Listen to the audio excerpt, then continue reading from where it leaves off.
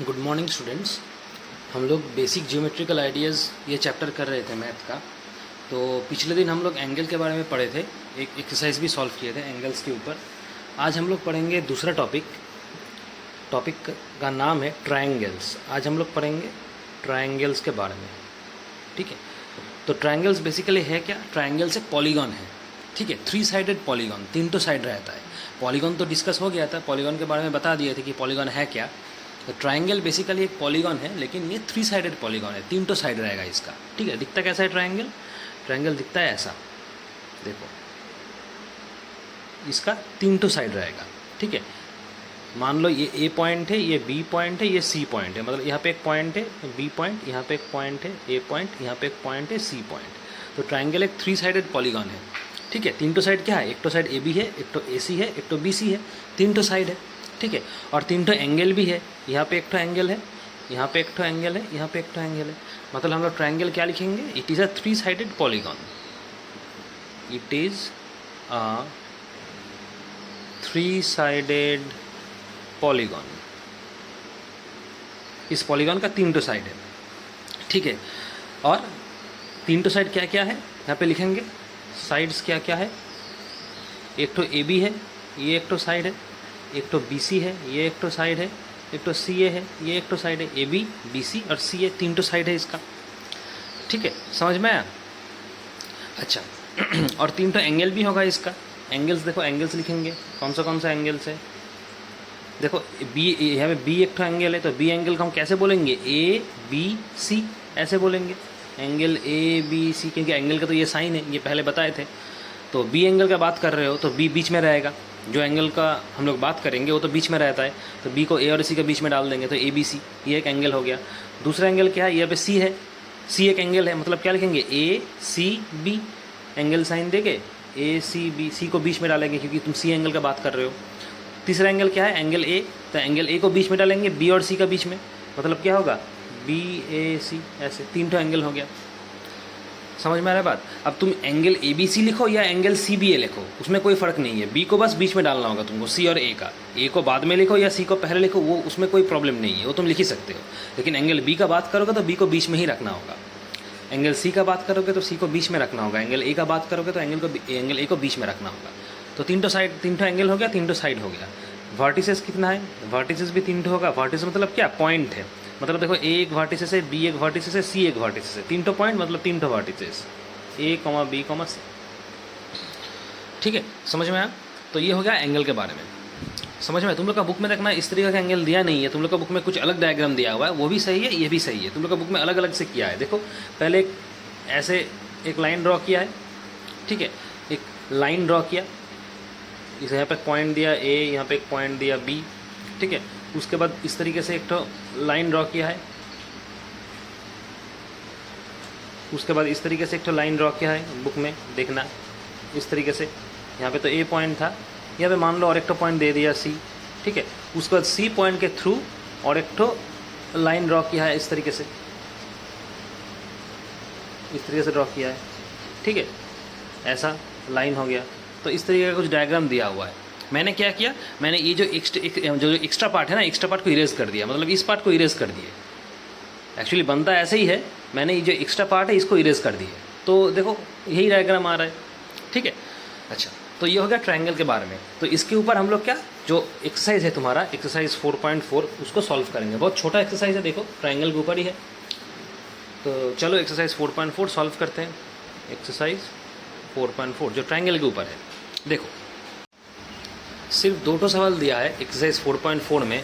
देखो पहला वाला सवाल है, सवाल नंबर 1 क्या दिया है? देखो इंस्ट्रक्शन है, draw a rough sketch of a triangle ABC, mark a point P in its interior and a point Q in its exterior.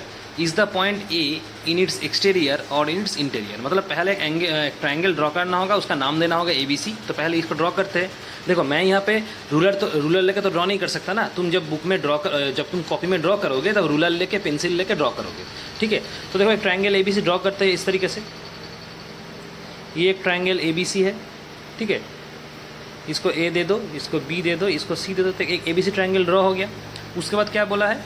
Mark a point P in its interior. Interior मतलब क्या? अंदर में, triangle के अंदर में P point mark करो। तो triangle का अंदर है मतलब क्या, ये वाला पोर्शन है, ये ट्रायंगल का अंदर है, तो यहाँ पे कहीं पे भी एक पी पॉइंट मार्क कर दो, कहीं पे भी अंदर में, इंटीरियर मतलब अंदर में। उसके बाद क्या पूछा है, and a point Q in its exterior, और ट्रायंगल का बाहर, एक्सटीरियर मतलब बाहर, बाहर में एक क्यू पॉइंट मार्क करो। तो बाहर में कहीं पे भी तुम मार्क कर दो, ट्रायंगल का बाहर कहीं पे भी कर दो, यहाँ पे करो या तो यहाँ पे करो या तो यहाँ पे करो, मतलब बाहर की तरफ एक क्यू पॉइंट को मार्क कर दो।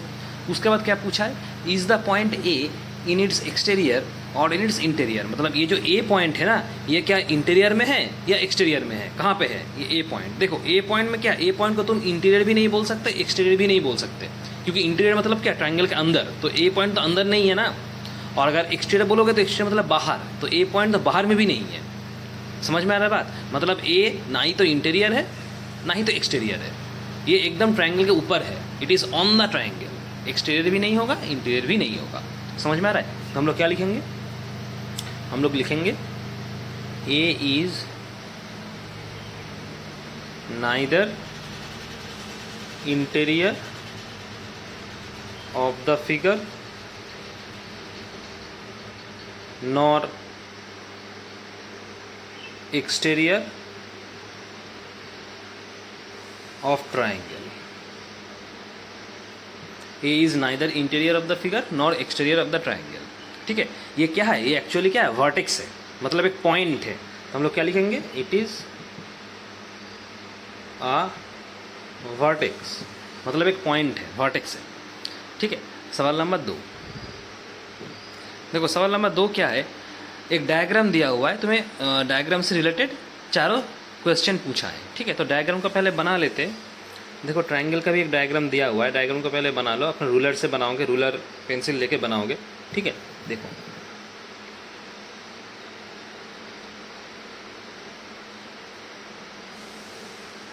डायग्राम कुछ इस तरीके का दिया हुआ है।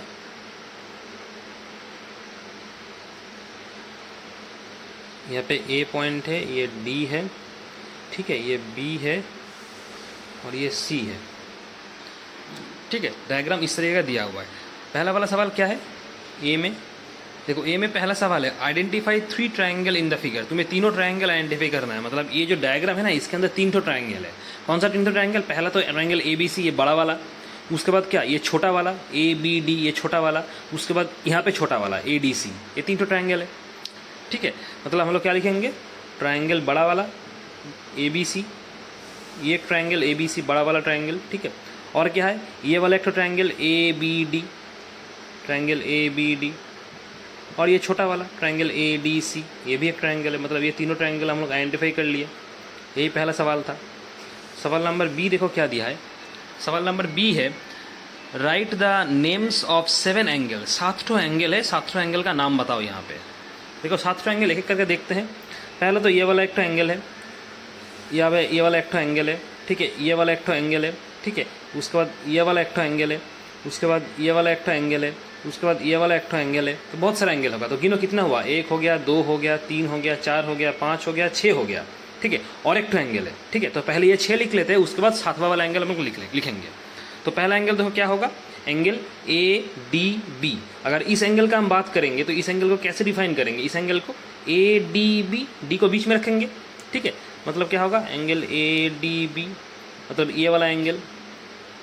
समझ में आया। अच्छा, उसके बाद अगर इस एंगल को बोलना चाहेंगे, इसको कैसे बोलेंगे, ए डी सी। तो इस एंगल को कैसे बोलेंगे, ए डी सी। ए और सी के बीच में डी को रखेंगे क्योंकि तुम डी एंगल का बात कर रहे हो। तो ये भी हो गया। ठीक है, अच्छा, उसके बाद देखो अगर इस एंगल का बात करेंगे तो कैसे बोलेंगे, ए बी डी।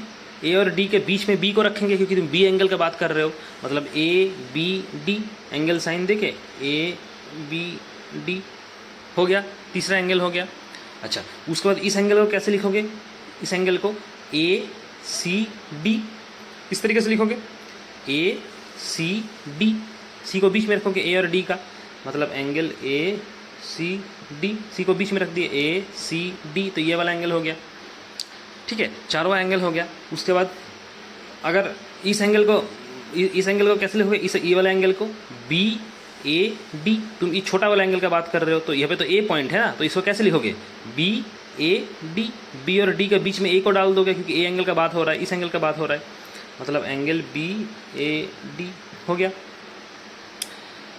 ठीक है। अच्छा, उसके बाद इस एंगल को कैसे लिखोगे, इस एंगल को सी ए डी, इस एंगल को कैसे लिखोगे सी ए डी, ये को बीच में रख डाल दोगे सी और डी का, तो ये वाला एंगल भी हो जाएगा सी ए डी। देखो मैंने जितना एंगल अभी ऐसे दिखा है डायग्राम के ऊपर सारे के सारे लिख दिए, तो 6 एंगल हो गया।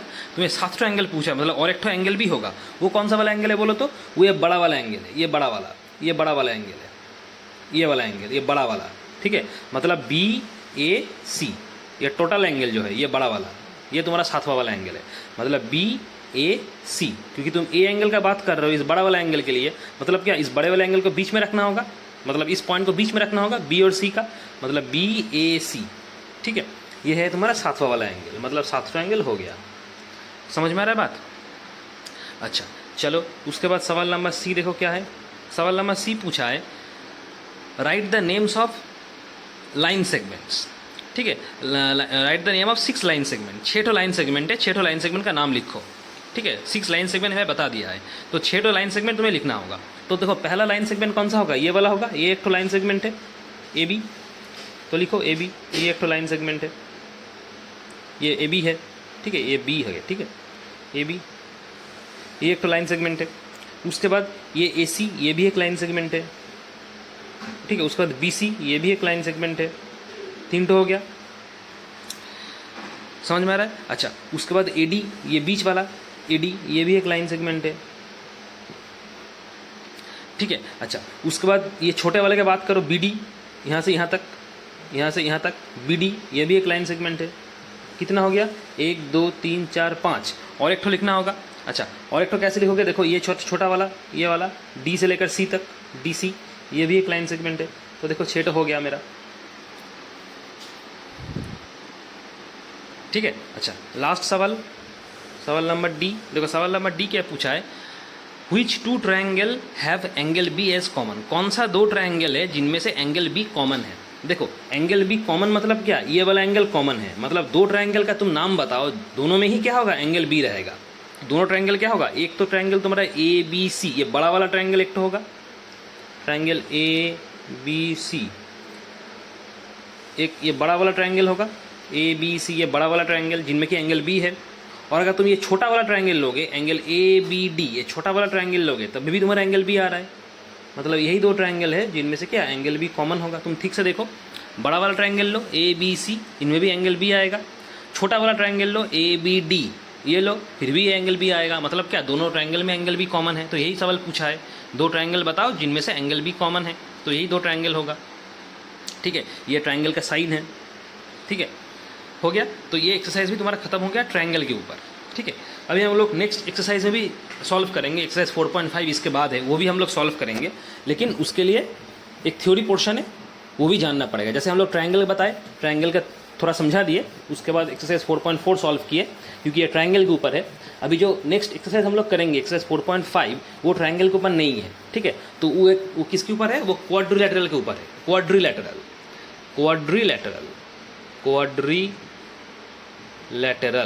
ठीक है। तो अब इसके बारे में पढ़ेंगे कि क्वाड्रिलैटरल क्या है। जैसे ट्रायंगल पढ़े थे वैसे क्वाड्रिलैटरल भी पढ़ेंगे।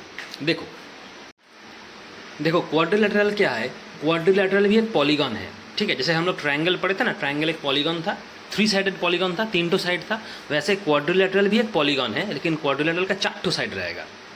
It is a 4 sided polygon. मतलब क्वाड्रिलैटरल क्या होगा, इसका 4 साइड रहेगा। हम लोग क्या लिखेंगे, it is a 4 sided polygon, 4 side रहेगा, ठीक है। 4 साइडेड पॉलीगॉन है। देखो 4 साइडेड पॉलीगॉन ड्रॉ करो, 4 साइड लेके एक डायग्राम ड्रॉ करो, देखो कैसा होगा। ऐसा देखो 4 साइड है, इसका 4 साइड है, ठीक है। तुम नाम दे दो इसको, मान लो यहाँ पे इसको ए देंगे, इसको बी देंगे, इसको सी देंगे, इसको डी देंगे, तो 4 साइड है, ठीक है। 4 साइड 4 साइडेड पॉलीगॉन, ठीक है। 4 साइड रहेगा, 4 एंगल भी रहेगा। 4 एंगल कौन सा है, एक तो एंगल ए है, एक तो एंगल बी है, एक तो एंगल सी है, एक तो एंगल डी है। समझ में आ रहा है? तो लिखो, हम लोग साइड्स लिखेंगे। 4 साइड कौन सा होगा, एक ए बी होगा, ठीक है, एक बी सी होगा, एक सी डी होगा, और एक तो डी ए होगा। यही 4 साइड है, एंगल्स लिखो, कौन सा एंगल्स होगा, ये एंगल ए होगा तो एंगल साइन देके ए लिख दो, एंगल ए। एंगल बी होगा, ठीक है, एंगल सी होगा और एंगल डी होगा, चारों एंगल होगा। वर्टेक्स रहेगा चार ठो वर्टेक्स भी है। कौन सा वाला वर्टेक्स, पॉइंट वर्टेक्स है, ये वाला पॉइंट, ये वाला पॉइंट, ये वाला पॉइंट, ये वाला पॉइंट, मतलब ए comma B comma C comma D, चार ठो वर्टेक्स हो गया। समझ में आ रहा है बात। तो ये हो गया तुम्हारा क्वाड्रिलेटरल के बारे में कि क्वाड्रिलेटरल क्या है, ये भी एक पॉलीगॉन है, ट्रायंगल भी एक पॉलीगॉन था, लेकिन डिफरेंस क्या है, ये 4 साइडेड पॉलीगॉन है और वो 3 साइडेड पॉलीगॉन था। ठीक है, तो यही क्वाड्रिलेटरल के बारे में है। इसके ऊपर हम लोग बेस करके एक्सरसाइज 4.5 करेंगे। देखो एक्सरसाइज 4.5,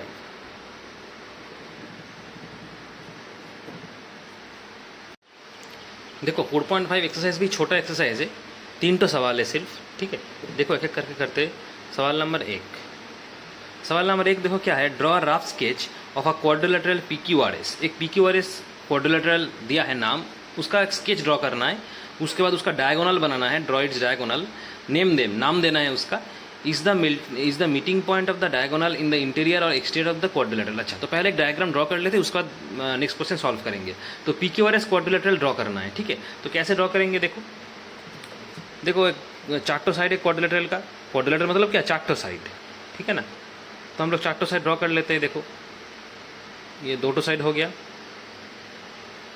ये 3 साइड बन गया, ये चौथा वाला साइड हो गया।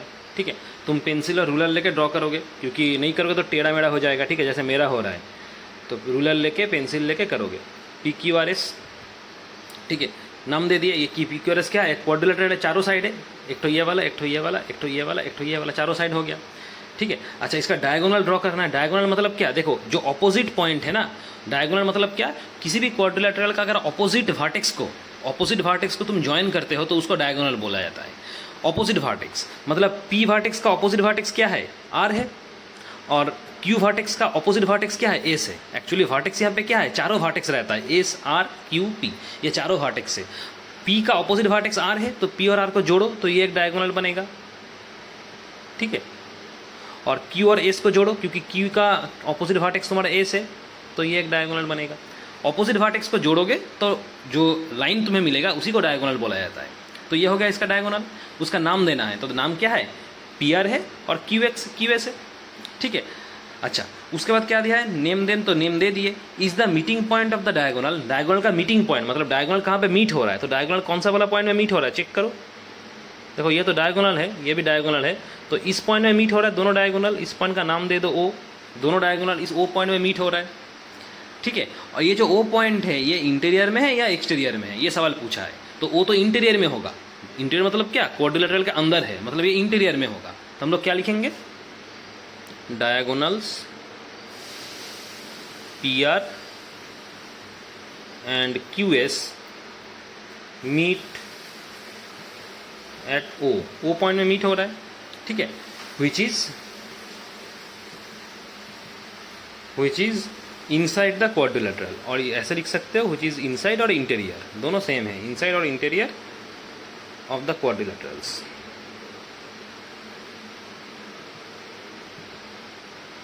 ठीक है, समझ में आया। अच्छा सवाल नंबर 2 देखो क्या दिया है, draw a rough sketch of a quadrilateral KLMN। KLMN एक क्वाड्रिलेटरल ड्रॉ करो, एक रफ स्केच ड्रॉ करो। उसके बाद उसके हिसाब से चारों सवाल दिया है। तो KLMN पहले एक ड्रॉ कर लेते क्वाड्रिलेटरल। तो मान लो हम इस तरीके से ड्रॉ करेंगे, तुम कैसे भी दिखा सकते हो, कोई प्रॉब्लम नहीं है। तो मान लो ऐसे क्वाड्रिलेटरल हम ड्रॉ कर लिए, चारों साइड रहेगा तो क्वाड्रिलेटरल होगा, चारों साइड चारों एंगल, तो ही क्वाड्रिलेटरल होता है। तो नाम दे दो इसका, K दे दो, L दे दो, M दे दो, N दे दो, हो गया चार क्वाड्रिलेटरल। ठीक है, अच्छा सवाल क्या पूछा है, पहला वाला 2 पेयर ऑफ ऑपोजिट साइड लिखना होगा, 2 ऑपोजिट साइड का पेयर लिखना होगा। तो ऑपोजिट साइड यहाँ पे क्या होगा, KL का ऑपोजिट साइड क्या होगा, MN होगा, और KN का ऑपोजिट साइड क्या होगा, LM होगा, है ना। KL का अगर तुम ऑपोजिट साइड बोलोगे तो क्या होगा, ये MN होगा, और KN का ऑपोजिट साइड बोलोगे तो क्या होगा, ये LM होगा। मतलब एक तो पेयर होगा तुम्हारा क्या, KL एंड MN। ठीक है, दूसरा वाला पेयर क्या होगा, KN एंड LM। देखो के एल के साथ एम एन होगा, ठीक है, और के एन के साथ एल एम होगा। यही दो पेयर है ऑपोजिट साइड का, ठीक है। अच्छा, बी वाला सवाल क्या पूछा है? बी वाला सवाल पूछा है two pair of opposite angles. Opposite angle मतलब क्या? इस के एंगल का ऑपोजिट एंगल क्या होगा? एम होगा, और इस एल एंगल का ऑपोजिट एंगल क्या होगा? एन होगा। मतलब एक ठो के साथ पेयर होगा कौन सा वाला? एंगल एम, और एंगल एल के साथ पेयर होगा एंगल एन। देखो, के साथ पेयर होगा एंगल एम और एल के साथ पेयर होगा एंगल एन, ठीक है, हो गया ऑपोजिट एंगल्स। सवाल नंबर सी देखो क्या दिया है, pair of adjacent angles, pair of adjacent sides, two pair of adjacent sides. Adjacent side लिखना होगा, अभी ऑपोजिट साइड तो पहले हम लोग कर लिए सवाल नंबर ए पे। सी में लिखना होगा दो पेयर ऑफ एडजेसेंट साइड। अब एडजेसेंट साइड किसको बोला जाएगा ये तुम्हें जानना होगा कि एडजेसेंट साइड किसको बोला जाता है। देखो हम समझा दे रहे, एडजेसेंट साइड्स, एडजेसेंट साइड मतलब क्या? दो साइड तभी एडजेसेंट होगा जब उनमें एक वर्टेक्स कॉमन रहेगा। ठीक से सुनना, दो साइड एडजेसेंट तभी होगा जब उनमें से दोनों साइड में क्या? एक तो वर्टेक्स कॉमन रहेगा, वन वर्टेक्स कॉमन रहेगा, तभी दो साइड को हम एडजेसेंट साइड बोल सकते हैं। वर्टेक्स मतलब क्या? पॉइंट, ठीक है। तो देखो ये के एन और एन एम ये एडजेसेंट साइड होगा। हम एक्सप्लेन कर रहे हैं क्यों। के एन के साथ एन एम ये तुम्हारा एडजेसेंट साइड है। देखो जब तुम के एन का बात कर रहे हो, इस लाइन का जब तुम बात कर रहे हो तब तुम्हारा एन वर्टेक्स आ रहा है। जब तुम एन एम साइड का बात कर रहे हो तब भी तुम्हारा एन वर्टेक्स आ रहा है। मतलब क्या हो गया? एन तुम्हारा कॉमन हो गया, जो के एन में भी है एन एम में भी है, मतलब एक वर्टेक्स कॉमन हो गया। तो रूल के हिसाब से के एन और एन एम क्या है? एडजेसेंट साइड है, क्योंकि एडजेसेंट साइड के लिए क्या होना होता है? एक साइड को एक वर्टेक्स को कॉमन होना होता है। जब तुम के एन लोगे तब भी तुम्हारा एन पॉइंट है, एन वर्टेक्स है। जब तुम एन एम लोगे तब भी तुम्हारा एन वर्टेक्स है, दोनों में ही एन है। मतलब क्या? एन कॉमन है दोनों में से, मतलब क्या? के एन और एन एम एडजेसेंट हो जाएगा, ठीक है। अच्छा, और एक तो पेयर लिखना होगा, और एक तो पेयर जैसे देखो हम लोग बोले के एल एंड एल एम, के एल एंड एल एम। देखो जब तुम के एल लोगे तब भी तुम्हारा एल वर्टेक्स है, जब तुम एल एम लोगे तब भी तुम्हारा एल वर्टेक्स है। मतलब क्या? एल वर्टेक्स कॉमन है के एल और एल एम के बीच में, तो ये भी तुम्हारा एडजेसेंट साइड हो जाएगा, ठीक है। समझ में आया? यहाँ पे बहुत सारा एडजेसेंट साइड हो सकता है। तुम्हें सिर्फ दो ठो लिखने को बोला है इसलिए मैंने दो लिखे, तुम दूसरा भी लिख सकते हो। जैसे अगर हम बोलेंगे कि एल एम और एम एन ये भी एडजेसेंट होगा, हम एल एम के साथ एम एन को बोलेंगे, तो अगर तुम एल एम लोगे तब भी तुम्हारा एम वर्टेक्स है, अगर तुम एम एन लोगे तब भी तुम्हारा एम वर्टेक्स है। मतलब एम कॉमन हो गया एल एम और एम एन के बीच में, तो एल एम एम एन क्या हो गया? एडजेसेंट साइड हो गया। तो ये भी लिख सकते थे तुम, ठीक है। लेकिन दो पेयर बोला है इसलिए मैंने दो पेयर लिखे, तो ये दो से भी ज़्यादा होगा यहाँ पे। अच्छा, डी वाला देखो क्या है? दो pair of adjacent angle. Adjacent angle देखो ये भी, इसको भी जानना पड़ेगा कि एडजेसेंट एंगल किसको बोला जाता है। एडजेसेंट साइड तो हो गया, अभी एडजेसेंट एंगल्स। देखो एडजेसेंट एंगल के लिए क्या होता है, हमें ठीक से सुनना। एडजेसेंट एंगल के लिए क्या होता है? एक कॉमन साइड रहना होगा। एडजेसेंट एंगल के लिए एक कॉमन साइड रहना होगा। दो एंगल को जब तुम एडजेसेंट एंगल बोलोगे तब उनमें क्या होगा? एक तो कॉमन साइड रहना होगा। देखो, वन कॉमन साइड, अगर एक कॉमन साइड हो गया उसको हम लोग क्या बोलेंगे? दोनों एंगल को एडजेसेंट एंगल बोलेंगे, मतलब बाजू वाला एंगल। एडजेसेंट एंगल मतलब क्या? बाजू वाला एंगल। इसको ध्यान में रखना, ठीक है। अच्छा देखो यहाँ पे क्या होगा? एंगल के साथ एंगल एन तुम्हारा क्या होगा? एडजेसेंट एंगल होगा। देखो एंगल के बाजू में कौन सा दो एंगल है? एंगल के बाजू में कौन सा दो एंगल है? एक तो एंगल एन है, एक तो एंगल एल है। मतलब एंगल के साथ एंगल एन भी एडजेसेंट हो जाएगा, एंगल के साथ एंगल एल भी एडजेसेंट हो जाएगा। क्योंकि एडजेसेंट मतलब क्या? बाजू वाला एंगल है। मतलब के का नेबर कौन सा है? के का नेबर एंगल कौन सा है? बाजू वाला एंगल कौन सा है? वही हो जाएगा तुम्हारा क्या? Adjacent angle. तो के का बाजू वाला एंगल क्या है? एक तो एन होगा, एक तो एल होगा, क्योंकि एंगल एन और एंगल एल दोनों ही नेबर है एंगल के का। मतलब के साथ तुम अगर एंगल एन बोलोगे तो भी एडजेसेंट एंगल होगा, के साथ अगर एंगल एल बोलोगे तब भी एडजेसेंट एंगल होगा। मतलब एंगल के साथ एंगल एन अगर लिखोगे वो भी सही है, एंगल के साथ अगर एंगल एल लिखोगे वो भी सही है। समझ में आ रहा बात? अच्छा, और क्या हो सकता है? देखो एंगल एल के साथ अगर हम एंगल एम बोल दे तो ये भी एडजेसेंट है। एंगल एल के बारे में सोचो, एंगल एल का बाजू वाला एंगल कौन सा है? एंगल के है और एंगल एम है। तो एंगल एल के साथ के बोलोगे वो भी सही है, एंगल एल के साथ एंगल एम बोलोगे वो भी सही है। समझ में आ रहा है? तो यहाँ पे बहुत सारा हो सकता है एडजेसेंट एंगल। तुम्हें दो पेयर बोला है इसलिए मैंने दो पेयर लिखे। एंगल यहाँ पे एडजेसेंट एंगल बहुत सारा होगा। समझ में आ रहा है बात? तो ये हो गया सवाल नंबर 2, ठीक है। सवाल नंबर 3 तुम्हारे लिए छोड़ रहे हैं, सवाल नंबर 3 ये होमवर्क करोगे, ठीक है। तो इसी के साथ ये वर्कशीट भी ख़त्म, दोनों वर्कशीट हो गया। नेक्स्ट दिन हम लोग नेक्स्ट वर्कशीट सॉल्व करेंगे। ठीक है, थैंक यू।